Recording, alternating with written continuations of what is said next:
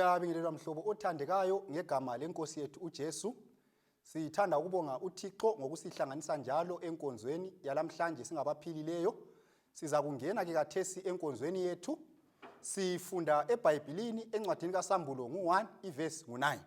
Ithi yona iBhayibheli, mina Johane umzalwane wenu, lomkhula wenu ekuhluphekeni, lasembusweni kanye lekubekezeleni ngesineke okungokwethu kuJesu. Ngangisesihlengeni sasePatmos ngenxa yelizwi likaNkulunkulu lobufakazi bukaJesu. Sengathi uThixo angabusisa ukufunda kwezwi lakhe. Asikhuleke nini. Baba wethu osezulwini, singena ekuphenyeni imibhalo engcwele kathesi. Sicela usithungamele, umoya weingcwele asichasisele, asiphamandla ukubana sikuphile, usisindise. NgoJesu siyakhuleka. Amen. Inhloko yendaba ithi yona amandla othando lukaThixo aguqulayo, the transforming power of God's love. Nxa sibala ngendoda leyi okuthiwa nguJohane, eyo indoda eyaloba incwadi kaSambulo, eyo indoda eyaloba incwadi ezintathu, 1st, 2nd lo 3rd John, eyo indoda eyaloba ivangeli ngokukaJohane. Kwesinye isikhathi sicabangela ukuthi mhlawumbe indoda le yaqala ivele ingumlobi weBhayibheli, yaqala ivele ingumpostoli olungileyo, yaqala ivele iliqhawe lokukholwa. Kodwa nxa sibala eBhayibhelini sinanzelela ukuthi indoda le yavela khatshana. Kukhona lapho uJesu ayidobha khona, kukhona lapho uJesu ayithola ikhona. Ngitsho labapostoli bonke abalitshumi lambili, kukhona uJesu abadobha khona, kukhona uJesu abathola khona. Yikho ke lamhlanje sihlobo esithandekayo sifisa ukuthi sinanzelele amandla evangeli likaJesu, amandla othando lukaJesu enelisa ukudobha umuntu kwenye indawo ambeke kwenye. Yikho esikufunayo namhlanje. Nxa sibala iBhayibheli uJohane chapter 21 iverse ngu20 iyasitshela ukuthi uJohane lo wabizwa kuthiwa nguJohane umfundi othandekayo. Ngenxa yani? Ngoba wayehlala eseduze loJesu. Nxa uJesu wayekhuluma, uJohane wayenakana ngamazwi kaJesu ngokuzikileyo, ngokujulileyo. Amazwi kaJesu wayewakholwa njengomntwana omncane awenze empilweni yakhe. Njalo uJohane lo wayengomunye wabapostoli abalitshumi lambili, emncane kulabo bonke. Nguye uJohane esikhuluma ngaye la. Wabambelela kuJesu uJohane. Yiyo indaba esikhuluma ngayo la. uJohane lo njalo nxa ubala ngaye eBhayibhelini uzathola ukuthi wayengomunye wabapostoli abathathu ababeseduze kakhulu loJesu, okuthiwa yi-inner circle. Babeseduze kakhulu, babehlala beseceleni kukaJesu lapho uJesu ayehamba khona.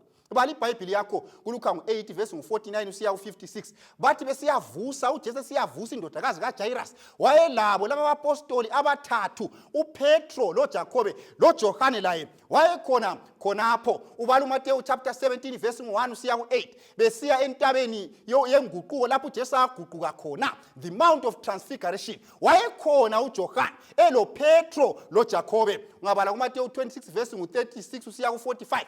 iBhayibheli yasitshela ukuthi uJesu engene eGetsemane, abanye abapostoli abangu9 wabachiya emnyango esangweni, wangena lalaba abathathu. loJohane laye wayekhona lapho. Ngenxa yani laba abathathu babeseduze loJesu? Ngoba babengcono yini? Ngoba babelungile yini kulabanye? Hayi, babengalunganga kulabanye sihlobo esithandekayo. Babengekho ngcono kulabanye, kodwa ngothando lwakhe uJesu wabona ukuthi balesifiso sokuguquka, bayafundiseka masinyane, bale potential yokuthi uJesu angabasebenzisa kakhulu. Yikho uJesu wabavumela ukuthi babe seduze laye. Phela ekusindisweni kwethu la akula muntu osindiswa ngoba ulungile, akula muntu osindiswa ngemisebenzi. Sonke siyizoni ezisindiswa ngomusa ngokukholwa kuJesu Kristu. Akula obhadalela ukusindiswa. Luthando lukaThixo, ngumusa kaThixo osidobhayo kwenye indawo usifake kwenye, osidobha emnyameni usifake ekukhanyeni, osidobha ekufeni usifake ekuphileni okungapheliyo. Yiyo indaba kaJohane esikhuluma ngayo namhlanje. Uthando lukaThixo hlobo esithandekayo olukudinga kuphela kuwe ukuthi uvume uJesu, uvume ukumamukela, uvume ukunikela konke kuye. Uyakusindisa yena. Kakula ndaba ukuthi ulahleke ungaphi, kodwa ungavuma uyakusindisa uJesu. uJohane wayelesifiso esokuthi aguquke, wavuma ukuguquka, wazehlisa, wavuma ukufundiswa nguJesu. Yikho sibona esesenza izimanga eBhayibhelini, loba incwadi zeBhayibheli eseliqhawe lokukholwa, eseyindoda eyamelana lababusi ilwela ivangeli, idefenda ivangeli. Yiyo indaba kaJohane. uJohane lo mfowabo uJakobe, ungabala ngabe eBhayibhelini kuMarko chapter 3 iverse 17, kuthiwa babebizwa kuthiwa ngamadodana omdumo, the sons of thunder, ngoba babelolaka, they had violent tempers. Hayi ngamadoda ayelolaka, amadoda aziphakamisayo, amadoda ayethanda ukuphindisela, amadoda ayethanda ukubusa, ethanda izikhundla, amadoda ayethanda ukwenza izinto ngodlakela, ngolaka, babethanda ukulwa. Kwakungabantu ababethanda umsindo laba, kwakungabantu ababethanda ukusola, bengela kubekezela. Kodwa uJesu wababiza benjalo ngoba wabona ukuthi enhliziyweni yabo balesifiso sokuguquka, enhliziyweni yabo balesifiso sokunikela konke kuJesu. Wabavumela ukubana babe ngabapostoli, hatshi ngoba babefanele silobe sithandeka, ngoba vele kakho ofaneleyo, kodwa uthando lukaThixo yilo olwenza umuntu afanele, umusa kaThixo yiwo owenza umuntu afanele. Kodwa kawubambi ngamandla, kumele wena uvume uzinikela kuJesu, kumele wena uvume ukukholwa kuJesu, kumele wena uvume ukulahla isono ukuze uJesu akuncedise, ngoba kabambi ngamandla. Uthando lwakhe kalumvumeli ukubana akubambe ngamandla. Nxa ufunda ngoJohane uzathola ukuthi uJohane kuLuka chapter 9 verse 49 usiya ku50, uJohane lo mfowabo uJakobe babone enye indoda ikhipha amadimoni eyayingekho ingxenye yabapostoli. Babe besithi indoda, wena yekela ukwenza lokho ngoba kawukho lathi wena ukhiphelana amadimoni. Baziqhenya ngakho, bayatshela uJesu ukuthi sibone omunye indoda lapha ongasompostoli ekhipha amadimoni, samisa, simsesamisa vele asizange simphuzele, sithi samisa one time phela ngoba ngamadoda ayisenza into masinya. uJakobe lo Johane, uJesu wasebakhuza wathi hayi miyekele nini ngoba ongamelananga lathi ulathi. Xa ufunda ngabo futhi kuLuka chapter 9 verse 52 siya ku56, uJesu wathi efuna ukuqhuma laseSamaria edlula khonapho ehamba, amaSamaritans bala ukuthi uJesu adlule ngoba babeyizitha zamaJuda, bathi akwenza ukuthi umJuda equme edolobheni lethu. uJesu bebona khonokho la amadoda amabili, bathi Jesu akunise umlilo uvele ezulwini njengalokho kwayenza umprofeti uElisha. AmaSamaritani lawa atshe ahlaphele kade siphela ulamandla wena, ungakhuluma ukuthi umlilo wehle uyabathisa chisa lokhu sidlule thina.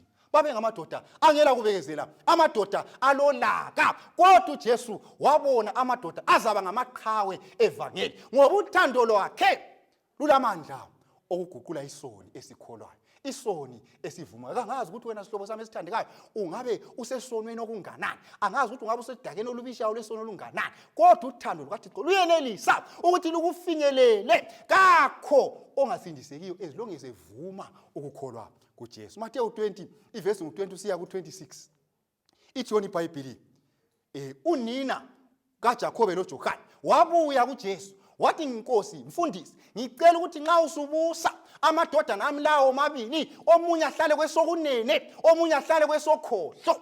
Bacelelwa ngunina ukuthi bangene ezikhundleni eziphakemeyo, babe ngabasekeli bakaJesu ngoba babethanda izikhundla. uJakobe lo Johane kabaqalisanga bengamaqhawe okukholwa, kabaqalisanga bengabantu abalungileyo, kodwa uJesu wababekezelela. Ungafunda iBhayibheli ngondoda okuthiwa nguJudasi kuJohane chapter 6 iverse 70, uJesu uthi yena kangilibizanga yini abalitshumi lambili, kodwa omunye phakathi kwenu unguSathane. uJudasi wayevele elokwakhe eyisona esikhulu, elengqondo yokuthengisa uJesu. uJesu ekwazi ngokwazi kwakhe ukuthi ngelinye ilanga uzamthengisa, kodwa wamvumela ukuthi abe ngumfundi kaJesu. Waphiwa ithuba uJudasi laye ukuthi nxa evuma ukuphenduka aphenduke, nxa evuma ukuthi uthando lukaJesu lumguqule.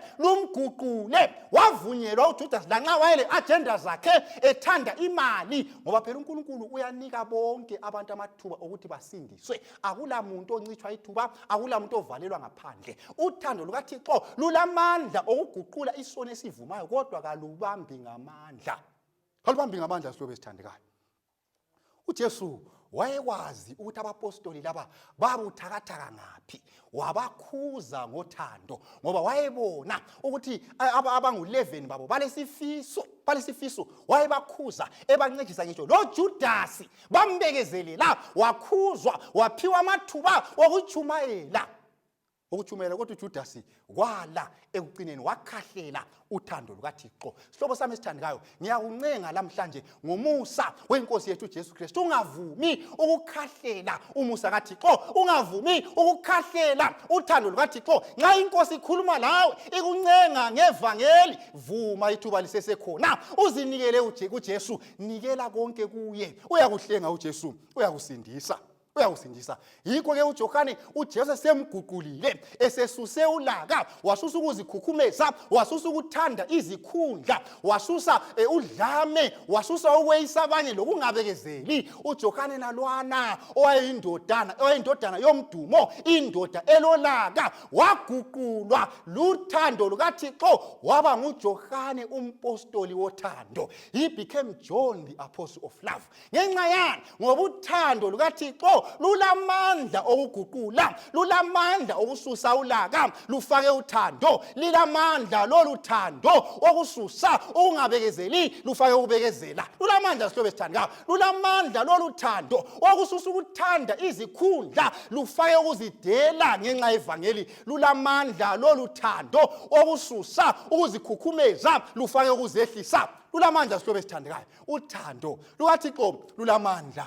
Yikho-ke uJohane nxa usubala ngaye eBhayibhelini uthi yena sebhala ngothando kaJesu, John 3:16, ngokuba uNkulunkulu walithanda ilizwe kangaka. Setshintshile, kasenguJohane lwana ofuna kutshiswa abantu masinyane, kasenguJohane lwana ohamba emisa abakhipha amadimoni. Hayi, senguJohane othi ngokuba uNkulunkulu walithanda ilizwe kangaka waze wanikela indodana yakhe ezele yiyo yodwa, ukuba ilo lalo okholwayo sihlobo esithandekayo angabhubhi kodwa abe lokuphila kunaphakade. Lolo thando lungakufinyelela lawe lapho khona, lungakususa esonweni, lungakukhipha edakeni, lukufake endaweni elidundulu, endaweni ephakemeyo. Ufuna ukufinyelela uJesu ngothando lwakhe. Yikho phela ivesi ithi yona ukuba ilola lo okholwayo. Awukhethi umuntu sihlobo sami.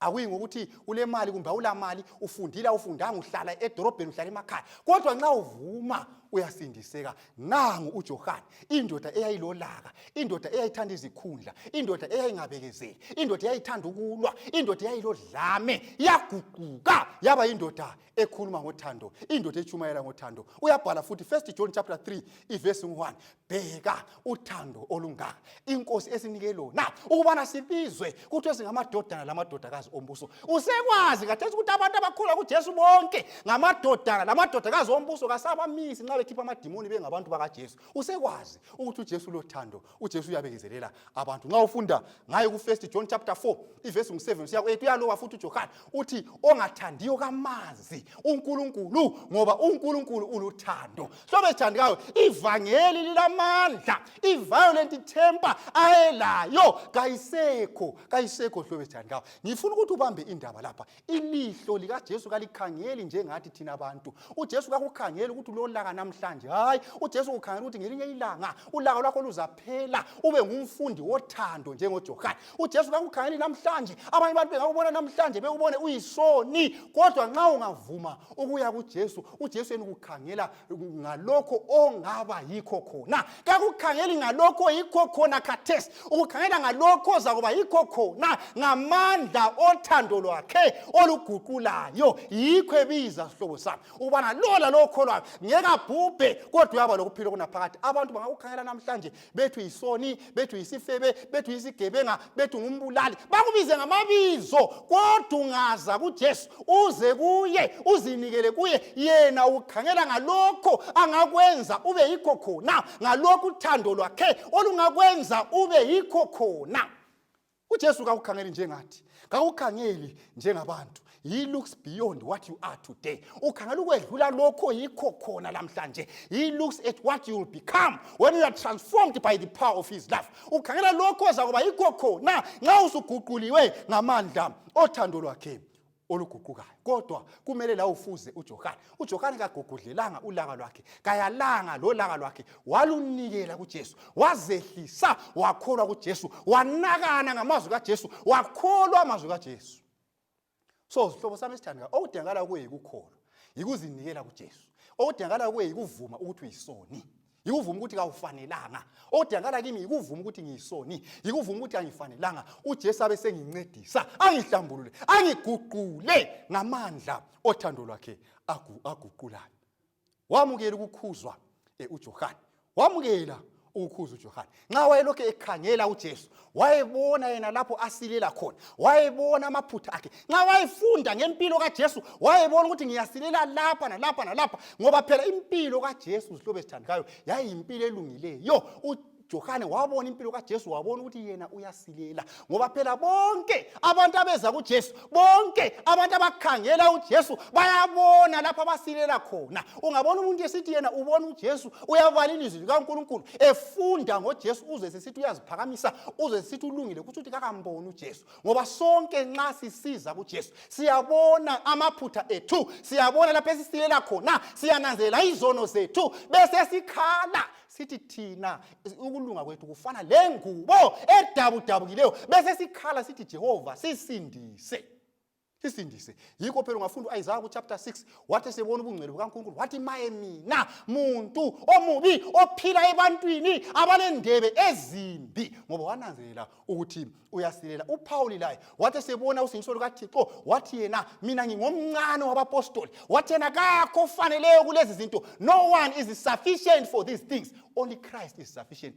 Kodwa wena lami nxa sivuma uJesu ngomusa wakhe uyasisindisa, uthando lwakhe luyaziguqula, sifanele umbuso wezulu. uJesu uyasindisa.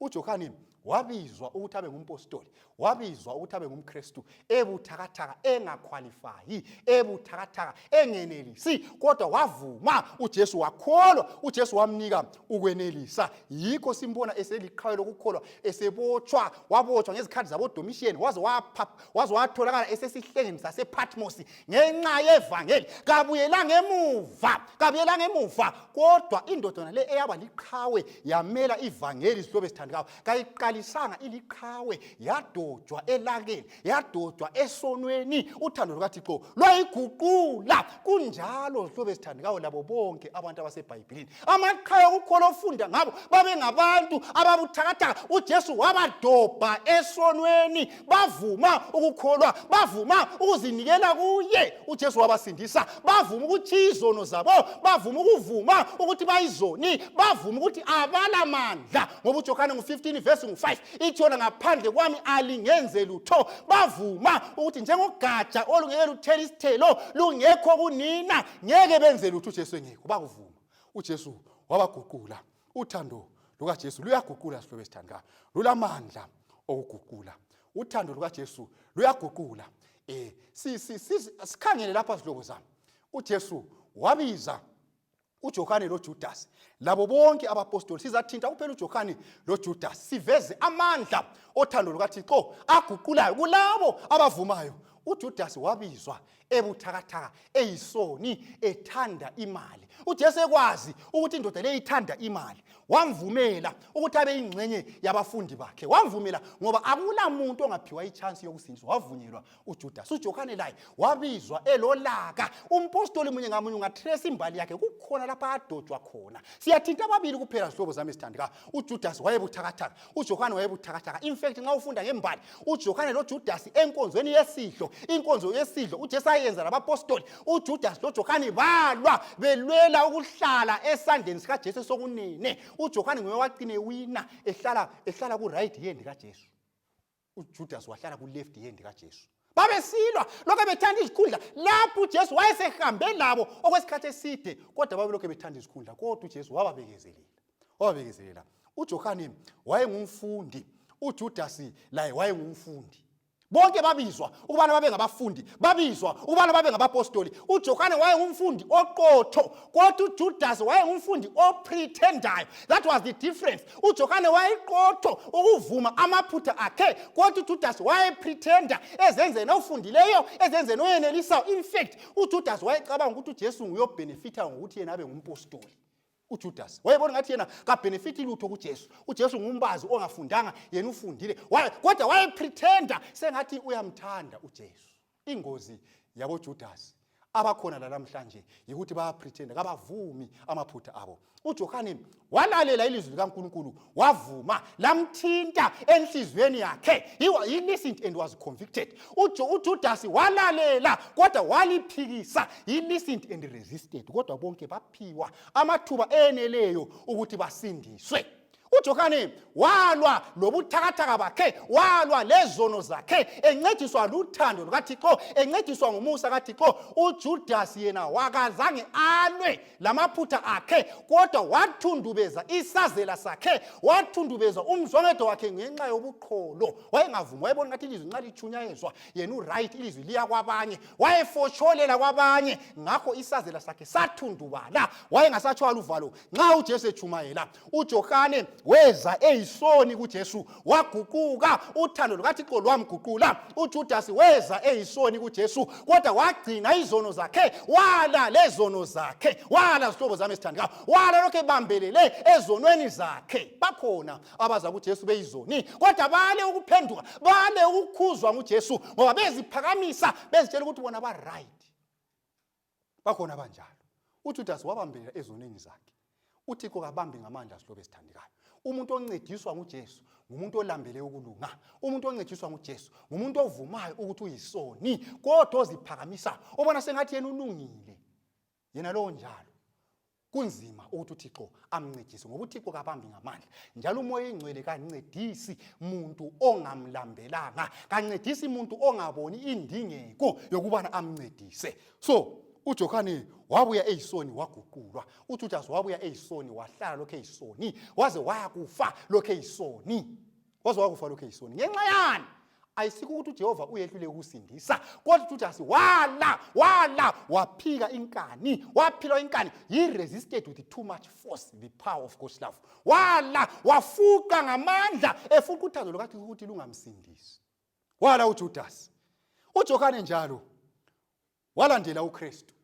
Lo Judas laye walandela uKristu. Bonke babehamba bemlandela uJesu. Bonke babehamba bemlandela uJesu. Bonke babehamba uJesu lapha ayichumayela khona. Babe siye echechi lapha uJesu ayichumayela khona. Ayisikuthi babengakhonzi, bamlandela. Babehamba la uJesu lapha achumayela khona. Kodwa behamba benjalo belandela uJesu. uJohane wayehamba ekukhanyeni ngoba wayevuma ukuthi aguqulwe nguJesu. uJudas elandela uJesu kodwa wayehamba emnyameni ngoba wayesala ukuthi aguqulwe nguJesu. Wala amandla othando lukaThixo. Sihlobo sami esithandekayo, ye uyahamba echechi sibili, kodwa uhamba echechi usekukhanyeni yini kumbe usemnyameni? Uyahamba echechi ye uyahamba sibili, uyabala iBhayibheli kodwa uyalilalela yini ilizwi likaThixo? Uyalikholwa yini ilizwi likaThixo? Kawukhethi yini amanye amavesi uchiya amanye obona sengathi yakukhuza? Kawukhethi yini okunye okusola lokho kwenza empilweni yakho? Kawukhethi yini ukulalela ilizwi likaThixo? Are you not selective in listening to God's word? Ye uyahamba sibili enkonzweni, ye uyahamba sibili, uyamemeza ibizo likaJesu, kodwa uhamba ekukhanyeni yini? Nanka amadoda lapha babehamba noJesu bonke, babe siye echechi bonke. uJohane hamba ekukhanyeni, uJudas hamba emnyameni. Wena uhamba ngaphi? Yebo echechi uyahamba, kodwa usekukhanyeni yini? Kodwa ulandela yini okuthiwa nguJesu? Abantu laba babili bonke they associated with Christ. uJohane wa-associate noJesu, lo Judas wa-associate noJesu. Bonke bakhuluma naye, bamuzwa uJesu ekhuluma, ilizwi likaJesu babelizwa liphuma emlonyeni wakhe, begudlana laye insuku zonke for 3.5 years. Kodwa omunye wavuma, omunye kavumanga. Omunye kavumanga sihlobo esithandekayo. Wena uzavuma yini ukuthi uJesu akusindise? Yebo uthi wena hayi ngiyamkhonza uJesu, kodwa uzavuma yini ukulalela ilizwi lakhe ngokupheleleyo? Uzavuma yini ukwehlukana lesono? Uzavuma yini? Hlobo sami esithandekayo, xa usiya phambili uJohane lo Judas, indaba kaJohane lo Judas leyi indaba eqhathekileyo sihlobo esithandekayo, indaba eqhathekileyo kakhulu. Bonke laba bantu babelamaphutha. John had serious weaknesses and Judas had serious weaknesses. Bonke babelamaphutha aserious. Aserious amaphutha.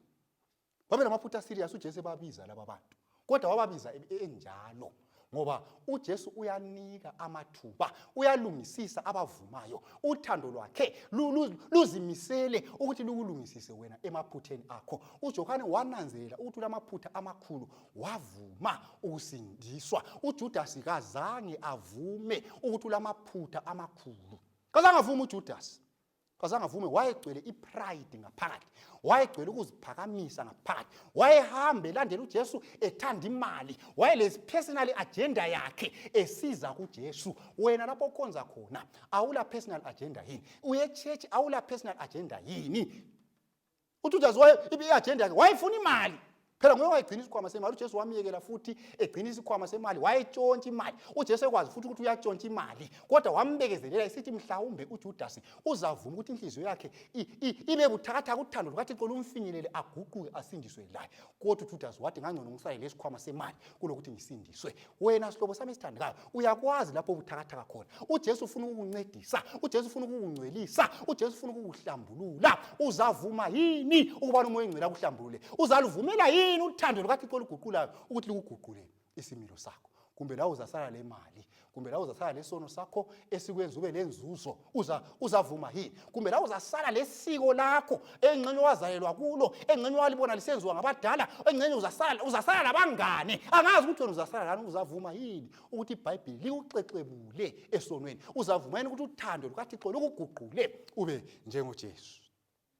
uJudasi loJohane bonke, uJohane wayelethuba, he had access to divine love and grace. Judas also had access to divine love and grace. Bonke bazuza uthando lukaNkulunkulu lomusa. Bonke, akulo wayefavor la. uNkulunkulu kafevi bantu, uyanika bonke abantu amathuba enele okusindiswa. Bonke behamba kusiyakhitshwa amadimoni. Nxa ubala kuLuke 10 behamba besiyachumayela. uJudasi kazange abeke eceleni ngoba wayeyisoni. Hayi, wahamba laye wayachumayela, wayakhipha amadimoni. Yikho uJesu waze wabakhuza kuLuke 10 verse 20 wathi lingathokozeli ukuthi amadimoni alilalela, thokozela ukuthi amagama enu alotshiwe encwadini yokuphila. Wayekhipha amadimoni uJudasi, wayelama privileges wonke awumusa kaThixo, wayelama privileges wonke awuthando lukaThixo. Kodwa ekuphetheni uJudasi kasindiswanga, kavumanga ukuthi uthando lukaThixo lumguqule. uJohane wazehlisa, wanamathela kuJesu. Judas was self sufficient. Wayezibona yini ngathi right? Angazi ukuthi wena uzibona njani. Uyavuma yini ukuthi uyisoni? uJesu ufuna abavumayo, abadinga uncediswa. Abadinga uncediswa yibo abafuna nguJesu. uJohane wayengumenzi welizwi, kodwa uJudas wayengozwa ilizwi abesechothoza. He was a hearer and a critic of the word. uJohane wayesizwa, alalele, enze, aphile ngelizwi. Kodwa uJudas wayesizwa, abesesola, ngoba wayezenza yena ofundileyo phela. Wena ilizwi likaNkulunkulu ungumenzi walo na, kumbe ungozwayo ubesusola? Ungozwayo ubesusola. uThixo ufuna ukukusindisa ngothando lwakhe, sihloko sami esithandekayo. Ufuna ukukusindisa uThixo. Okugcina kunenge kade singakuthinta. Okugcina lapha ukuthi John died to self and overcame. uJohane wafa kumina, umina wasuka kuJohane, wasenqoba ngegazi likaJesu. Umina wasuka kuJohane, isimilo sakhe saguquka, siguqulwa luthando lukaThixo. He allowed the power of God's love to transform him. Wavumela amandla othando lukaThixo aguqulayo ukubana amguqule. Bakhona abanjengoJohane ababuya kuJesu belolaka, ababuya kuJesu beyizoni, ababuya kuJesu beyizifebe, ababuya kuJesu besendaweni ezitshiyetshiyeneyo, bavume izono zabo, bazimisele ukuthi uJesu abaguqule, babe sebesenza ilizwi lakhe, baphile impilo engcwele, kababuyele esonweni. Hayi, uJohane kabuyelanga esonweni. uJesu kathi ukuthi wena ungabuya isona kusindise, subuyela futhi esonweni. Hayi, ufuna ukuthi umusa wakhe ubuloku ukuguqula, ekukhulisa ekukholweni. Yikho kwayenziwa nguJohane. Kodwa uJudas, he cherished self and was defeated. uJudas wanamathela, wakokotela ebumineni bakhe, waphetha enqotshiwe nguSathane, wafa ukufa kokuzibulala. Umuntu wahamba loJesu 3.5 years embona himself face to face, esizwa uJesu ekhuluma, kodwa walahlwa. uJudas uyabe ngekho ezulwini ngenxa yani? Uthando lukaThixo luyasindisa, kodwa kalubambi ngamandla. uJudas wala, waflathela, wavala umnyango wenhliziyo yakhe, wala wathi angifuni.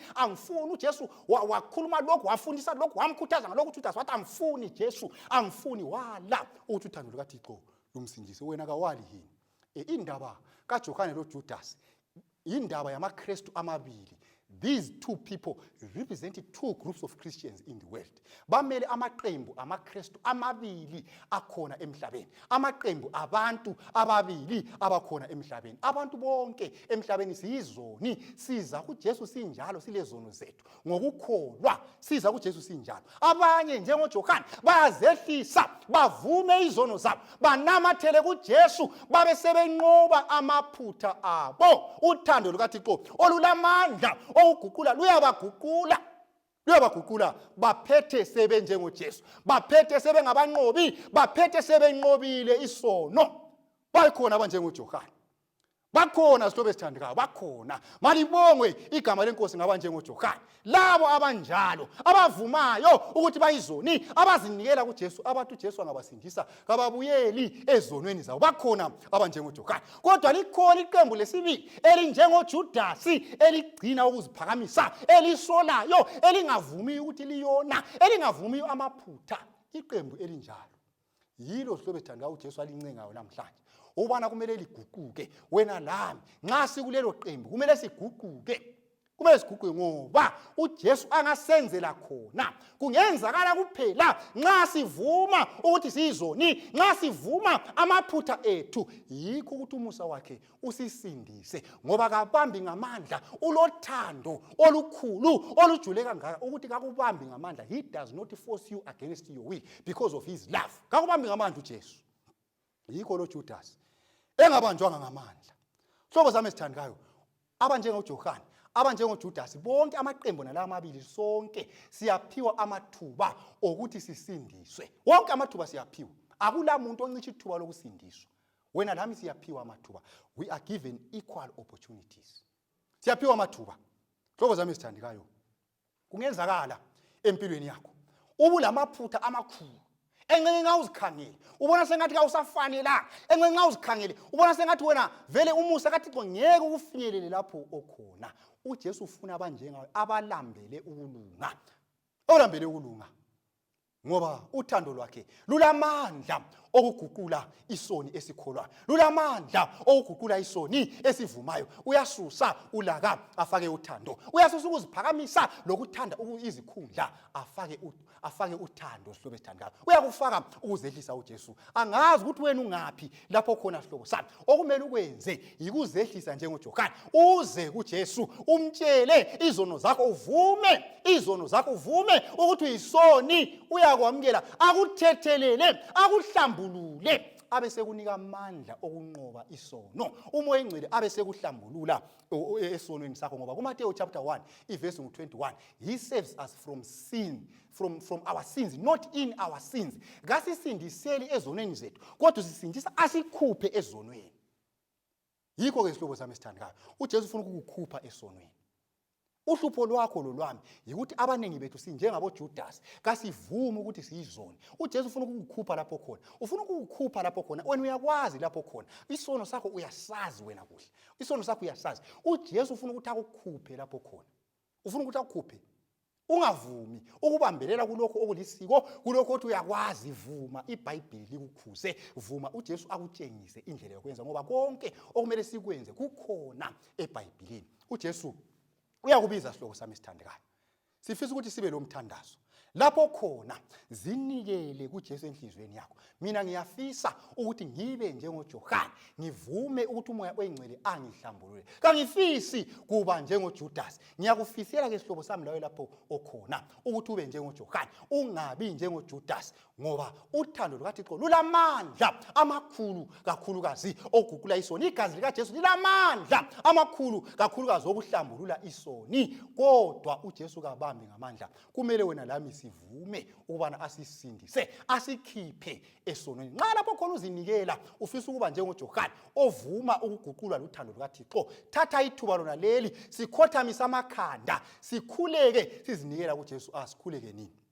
Baba wethu osezulwini, siyakubonga Nkosi ngaleli thuba ukubana uNkulunkulu olomusa lothando olumangalisayo. Siyabonga amandla othando lwakho aguqulayo. Siyazinikela kuwe Nkosi ngaleli thuba, siguqule, sihlambulule, sifisa ukuba njengoJohane. Amaphutha ethu siyawavuma Baba. Uyawazi munye ngamunye. Sixolele, usithethelele futhi sifundise ukuzehlisa lokuvuma. Ube susisindisa, usihlambulule ezonweni zethu. Sifanele umbuso wakho ozayo masinyane. Siyafisa lathi ukuba ngabahlengiweyo, ngabasindiswe abaza kungena embusweni wakho wezulu. Sicela singabi njengoJudas. Amen.